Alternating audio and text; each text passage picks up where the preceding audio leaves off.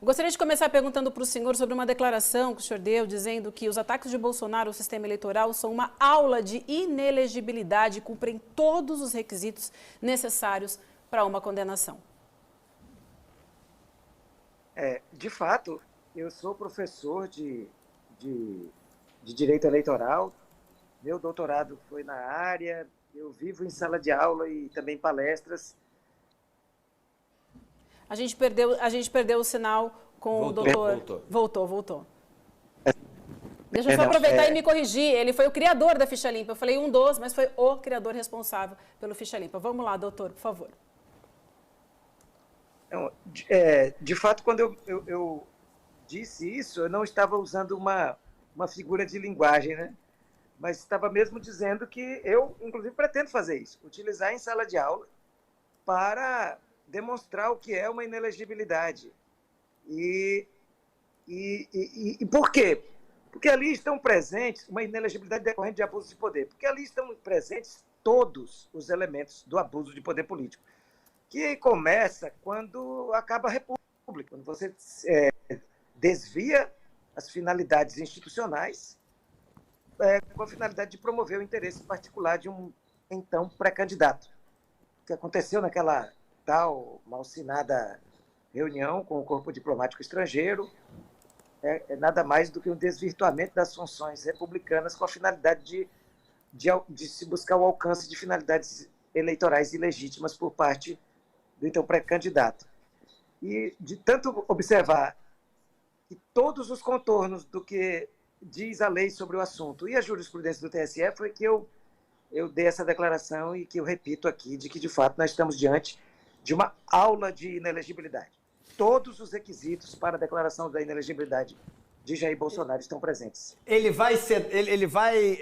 O que você acha da votação? Se tivesse que cravar, vai ficar inelegível ou não? Dá pra ter uma convicção no resultado final? Tá todo mundo falando, tá certo, é isso aí, pô, tchau, já é Bolsonaro inelegível na Austrália, fazendo os memes. Eu queria perguntar, com a sua experiência, com o seu conhecimento de quem são as pessoas que estão ali votando, entendendo que existe uma componente política nessa história, Bolsonaro vai se tornar inelegível ou não? O que você cravaria? Eu diria que sim, fazendo essa ressalva de que se trata de 7 ministros que poderão adotar a posição independente que quiserem, mas o meu prognóstico é positivo, talvez contra o voto apenas do ministro Nunes Marques, e eu não estou dizendo que ele seja parcial, nem que... mas porque eu me lembro do posicionamento dele sobre a lei da ficha limpa no Supremo Tribunal Federal e não é satisfatório para nós que participamos do movimento que deu origem a essa lei. Por exemplo, o primeiro ato do ministro Nunes Marques, um dos primeiros atos do ministro Nunes Marques, quando se tornou ministro do STF, foi suspender a eficácia da lei da ficha limpa num dos seus pontos mais importantes, que é... Retomamos. Que é uma das mais importantes, se o senhor puder retomar o seu comentário. Sim, um dos primeiros atos do ministro Nunes Marques, quando ele toma posse no Supremo Tribunal Federal, é suspender a aplicação de um dos dispositivos mais importantes da lei, que é justamente o que torna inelegíveis pessoas que praticaram crimes gravíssimos, como tortura, redução à condição análoga de escravo, estupro, extorsão mediante sequestro. O coração mais brutal dos atos que foram enfrentados na lei da ficha limpa, ele foi suspenso por uma decisão do ministro Nunes Marques. Felizmente, depois o plenário, sob a condução do voto divergente do ministro Alexandre de Moraes, restaurou a integridade da lei da ficha limpa, e é só por isso, por saber que ele não é exatamente um dos principais defensores desse instrumento legal de iniciativa popular, é que eu não tenho segurança quanto ao voto dele. Hoje, professor, a gente ainda tem muita gente que é crítica à lei da ficha limpa. No ano passado, antes das eleições, inclusive, o presidente Lula fez críticas à lei, dizendo que ela tem problemas e precisa ser reformulada. O ex-ministro da Justiça, o José Eduardo Cardoso, já tinha feito críticas à lei. todos os espectros políticos têm problemas em relação à lei da ficha limpa em alguns pontos. Queria saber como é que o senhor vê essas críticas e o senhor acredita que a lei precisa de reformulação, precisa de ajustes para ser mais adequada à realidade da política brasileira. Veja bem, eu acho que um fator que mais fez com que houvesse uma crítica à lei da ficha limpa por parte do grupo político que preside o Brasil hoje tem a ver com algo que não diz respeito à lei da ficha limpa, que foi o lawfare, que foram condenações indevidas, praticadas não pela Justiça Eleitoral e não com base na lei da ficha limpa, mas com outros tribunais que tomaram decisões de natureza criminal e que se prestaram a impedir a eleição do presidente Lula em 2018. Então, com todo respeito, não é algo... mas é porque facilitou, porque não se exigia o trânsito em julgado. Mas veja, na época, o Supremo chegou a dizer que o trânsito em julgado ocorria com decisão em segunda instância. Então, o que eu estou querendo dizer é que quando se tem lawfare, você pode ter a lei que é possível utilizá-la para prejudicar alguém politicamente. Então, não foi a lei da ficha limpa, com todo respeito. Agora, no caso do grupo do presidente Bolsonaro, esse grupo tem razão, sim, para temer essa lei. Por quê? Porque o conjunto da obra do ex-presidente Jair Bolsonaro é um passeio pela lei da ficha limpa.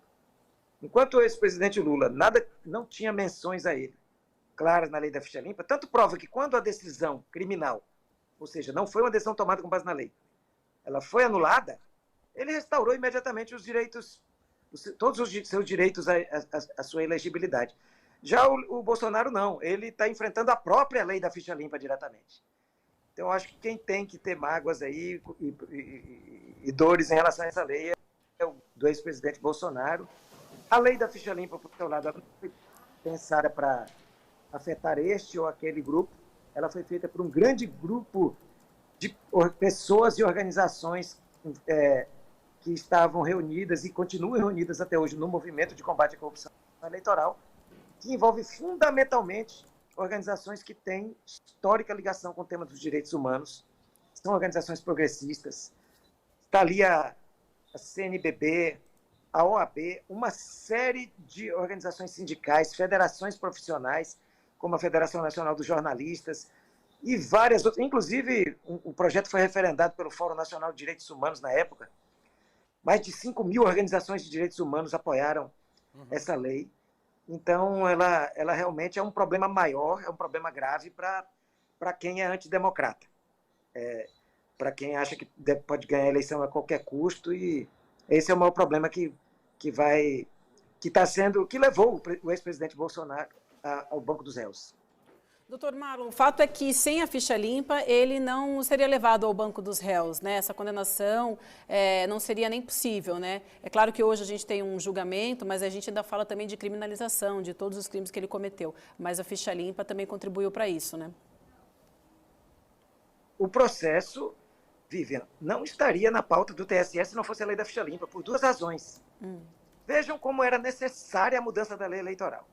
Se nós estivéssemos na vigência da lei anterior, sequer estaria sendo debatido o que aconteceu naquela embaixada e muitos outros casos que chegarão ao TSE, porque são 8 processos no total pedindo reconhecimento de abuso de poder, e nenhum deles estaria mais na pauta, teriam todos sido arquivados, porque antes da lei da ficha limpa, quem era derrotado tinha como prêmio não ser mais discutido o que fez durante a campanha. Simples assim.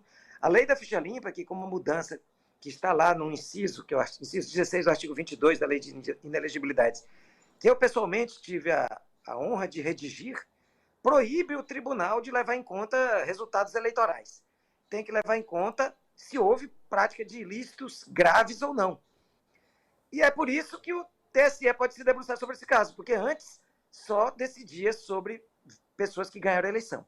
O outro motivo pelo qual esse julgamento só é possível por conta da lei da ficha limpa, é que antes a inelegibilidade era de 3 anos e não de 8. Significa que mesmo que ele fosse declarado inelegível, ele só não poderia participar das eleições municipais do ano que vem. Na outra eleição presidencial ele já poderia ser candidato. Olha, essas duas questões foram dois dos principais motivos para a mobilização popular. Uma lei que era uma pantomima, a lei de inelegibilidade anterior, que se ainda estivesse em vigor como ela foi inicialmente redigida, nós sequer estaríamos debatendo e Bolsonaro seria candidatíssimo em 2024. Sem problema algum. Pela lei anterior, era como se nada tivesse feito. Era como se ele não tivesse praticado nenhum dos abusos e crimes que ele praticou ao longo do seu mandato. Então, a lei da ficha limpa já vai prestar um grande favor para o Brasil ao eliminar essa figura pública, pelo menos das próximas 2 ou 3 eleições aí.